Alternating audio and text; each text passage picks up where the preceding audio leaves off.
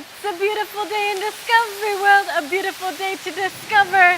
Ooh, why hello there, entomologists and ornithologists. It's raining, it's pouring, and the season for animal migration is anything but boring. I'm going to find and study the animals that come home to Wisconsin in the spring and summer. I'm gonna need my binoculars and my field guide, both of which were made in the Kohl's Design It lab. Migration fact.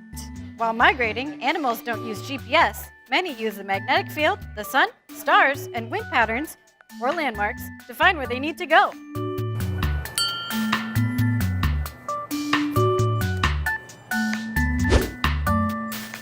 Ooh, what's that I see? A Sandhill Crane? Oh golly gee. Migration fact.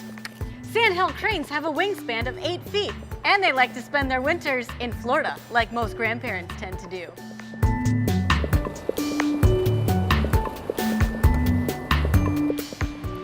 Oh my gosh, monarch butterflies! Migration fact. Monarch butterflies travel over 1,700 miles from Wisconsin to Mexico every year.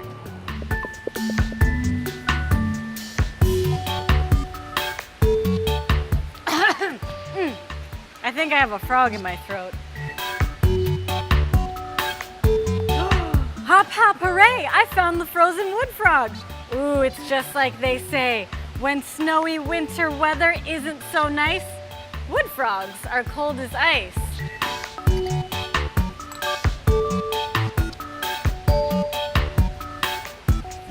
Migration fact. Ooh, wood frogs can be frozen for 6 to 8 months and will thaw in spring, coming back to life.